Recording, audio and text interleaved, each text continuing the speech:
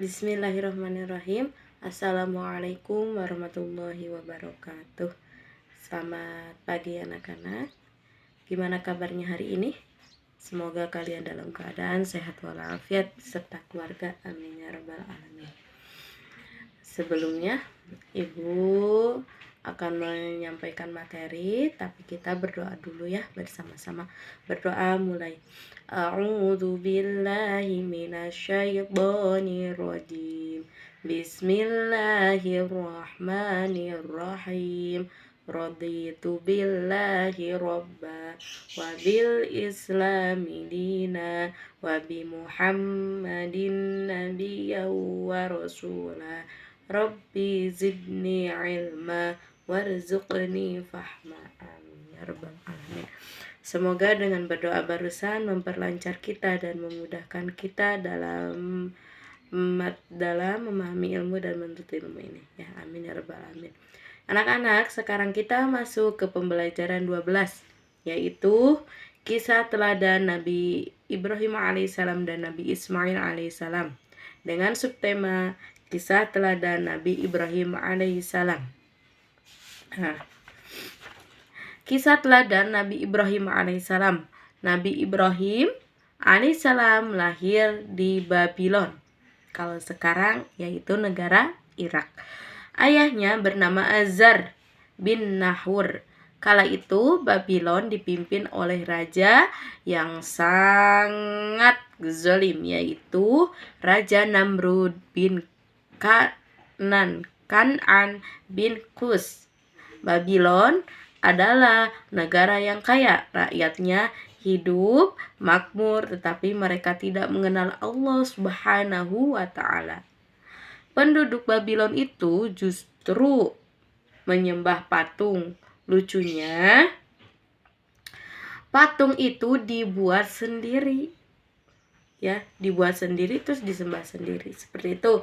Terus anak Nabi Ibrahim alaihissalam, Nabi Ibrahim mempunyai putra 2, yaitu Nabi Ishak dan Nabi Ismail alaihissalam.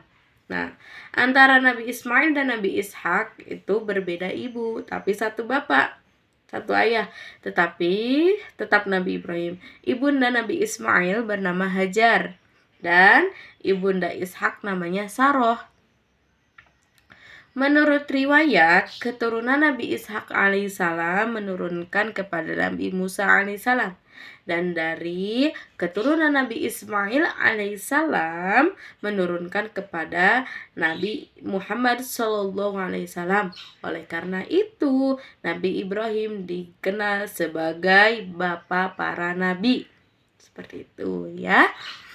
Terus kehidupan Nabi Ibrahim alaihissalam. Nabi Ibrahim sejak kecil hidup di lingkungan yang penuh kemusyrikan dan kekufuran. Beliau dibesarkan oleh seorang ayah yang tidak seiman dengan beliau. Ya, ayah Nabi Ibrahim ahli membuat patung.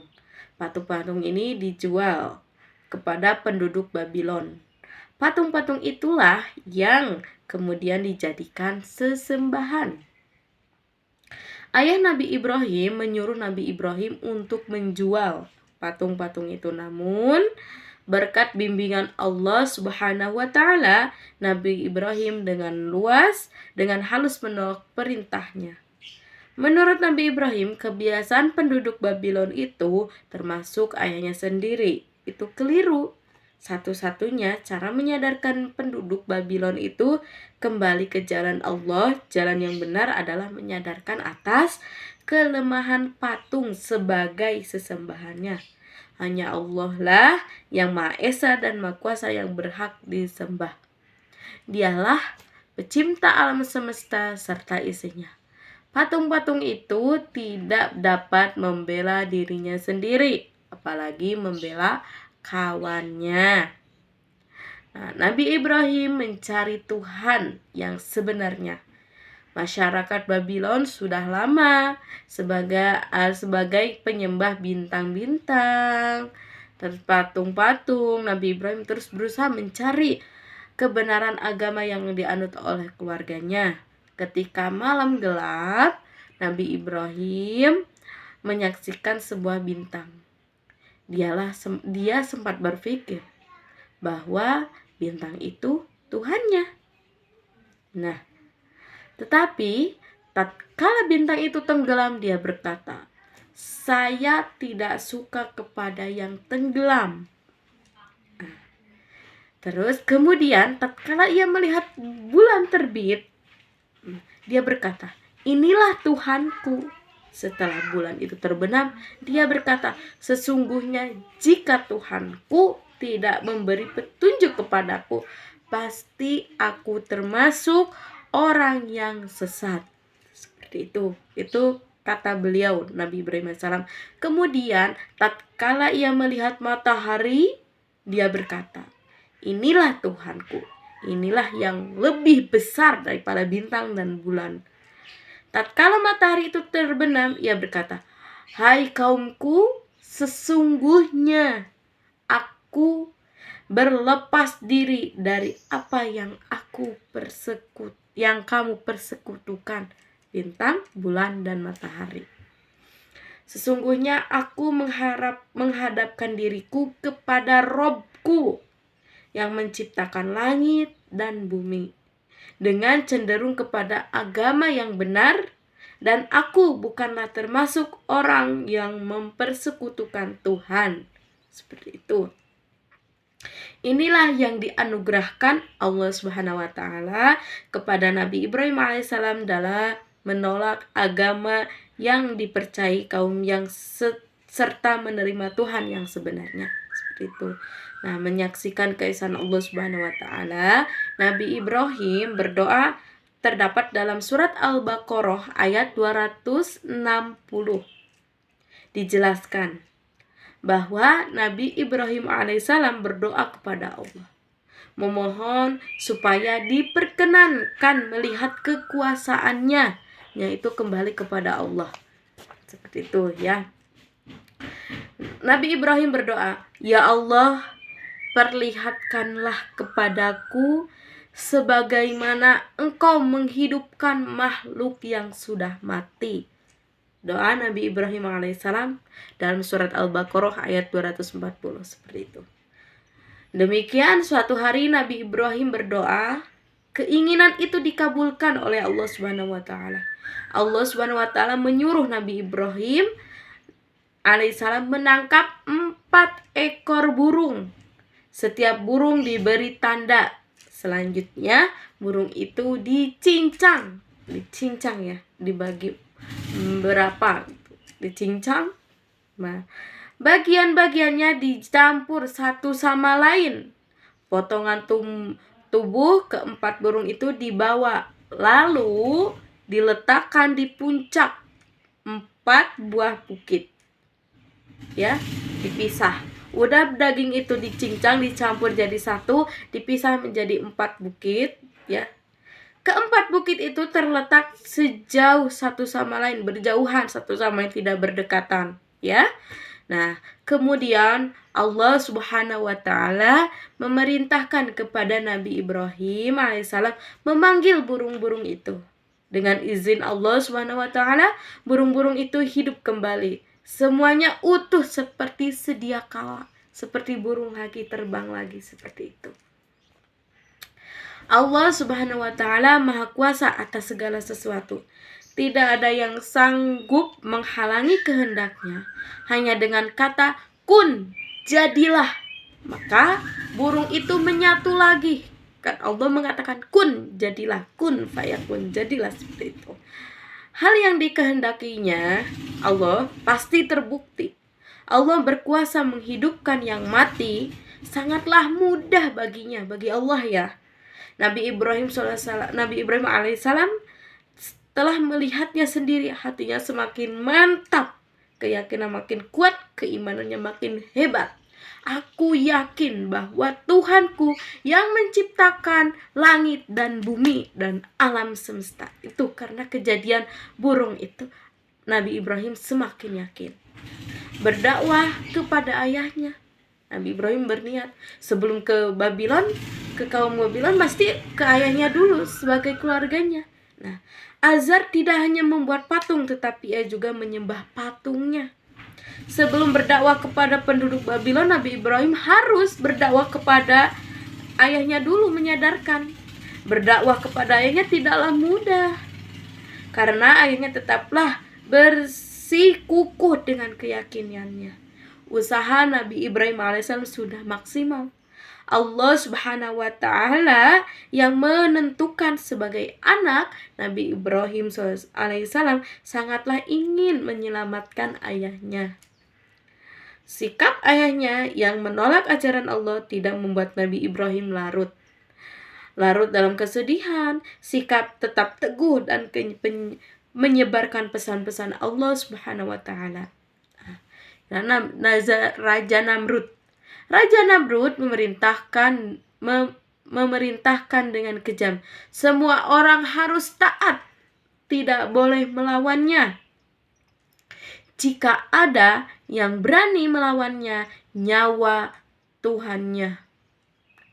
taruhannya, ya.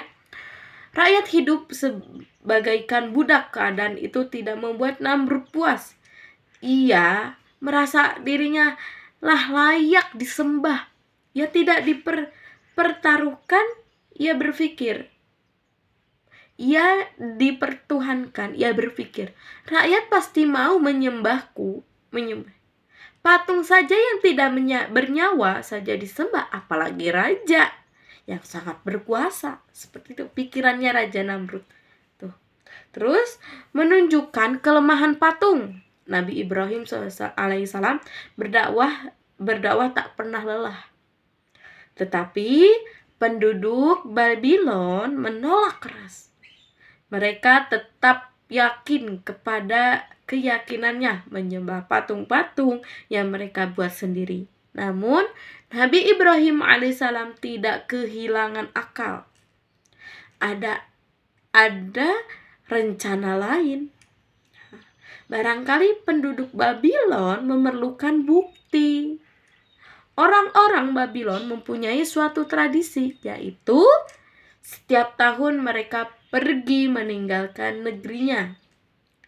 Suatu Raja Namrud dan kaumnya meninggalkan negeri, kampung mereka ditinggalkan kosong. Kesempatan itulah yang dipergunakan oleh Nabi Ibrahim untuk menghancurkan patung-patung tersebut. Nabi Ibrahim mempersiapkan. Mulailah Nabi Ibrahim menghancurkan patung-patung satu persatu. Nah, hanya satu patung yang paling besar yang tidak dihancurkan. Lalu kampaknya dikalungkan di patung tersebut. Di lainnya ya, dikalungkan. Akibat perbuatan Nabi Ibrahim, ketika Raja Namrud dan kaumnya datang ke kampungnya, ke pemujaannya, dia terkejut.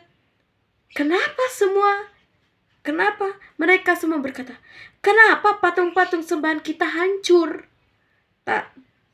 Terus tak pelak lagi Nabi Ibrahim dituduh. Nabi Ibrahim dipanggil oleh Raja Namrud. Akhirnya diadili. Raja Namrud berkata kepada Nabi Ibrahim alaihissalam, Nabi Ibrahim, apakah kamu menghancurkan patung-patung sesembahan kami? Aku berpikir barangkali berhala besarlah yang melakukannya. Bukankah kampaknya yang ada di leher yang membuktikan perbuatannya? Kata beliau, Nabi Ibrahim alaihissalam. Mana mungkin berhala bisa berbuat seperti itu? Kata Namrud, Raja Namrud. Kalau begitu, beliau berkata, ya Nabi Ibrahim, kalau begitu mengapa engkau menyembah patung yang tidak bisa apa-apa? Kata Nabi Ibrahim.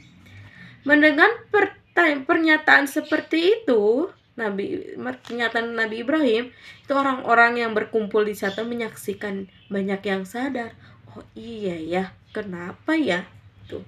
Selama ini mereka telah menyembah patung-patung yang tidak bisa berbuat apa-apa. Patung itu tidak bisa melihat, tidak bisa mendengar, tidak bisa bicara. Melihat keadaan demikian, Raja Namrud makin murka kepada Nabi Ibrahim alaihissalam. Raja Namrud akhirnya memutuskan bahwa Nabi Ibrahim alaihissalam harus dibakar hidup-hidup. Setelah kayu bakarnya dikumpulkan, Nabi Ibrahim alaihissalam diikat dan dilempar dengan alat pelantar yang membara. Api menjalar mendekati Nabi Ibrahim alaihissalam. Akan tetapi ia tetap tenang, hatinya bertawakal. Ia yakin Allah Subhanahu wa taala tidak akan membiarkannya. Allah Subhanahu wa taala pasti menolong orang yang berjuang demi agamanya, berjuang di jalannya, ya. Ketika api menyala makin besar, Raja Namrud dan pengikutnya tertawa yang hahaha. Dia kegirangan. Dia pikir Nabi Ibrahim itu meninggal. Dia hangus, dia lenyap dengan bara api tersebut. Tetapi setelah api padam, Nabi Ibrahim berjalan dari puing-puing api tersebut. Puing yang membakar, ya, api selamat tanpa luka. Nah, dari puing-puing pembakaran api dengan selamat tanpa luka sedikit pun, Allah Subhanahu wa taala menunjukkan kekuasaan dan kasih sayang kepada Nabi Ibrahim alaihissalam dan kaumnya. Seperti itu. Itu kisah Nabi Ibrahim alaihissalam. Ya, anak-anakku, ketika kita dimanapun berada, bahaya sebesar apapun, kalau dalam hati kita masih berzikir, mengingat Allah, selalu mengingat Allah, bahwa Allah selalu di samping kita, insya Allah akan selamat, ya. Nabi Ibrahim alaihissalam selamat dari api yang membakarnya. Nabi Musa alaihissalam selamat dari laut, ya, laut yang dibelahnya tidak ditutup, ya. Banyak lagi nabi-nabi yang selamat dari bencana. Nabi Lut dari banjir. Nabi yang di dalam dari paus juga selamat. Seperti itu. Ketika kita selalu di dalam hati bersama Allah, insya Allah selamat, ya. Terima kasih. Itu kisah Nabi Ibrahim alaihissalam. Semoga menjadi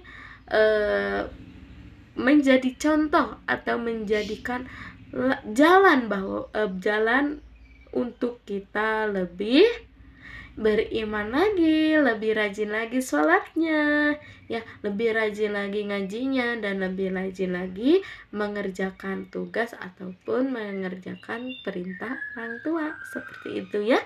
Terima kasih. Wassalamualaikum warahmatullahi wabarakatuh. Nah, nanti kalian kerjakan tugasnya. Yang pertama, nanti ibu akan fotokan, ya, tugasnya. Terima kasih. Wassalamualaikum warahmatullahi wabarakatuh.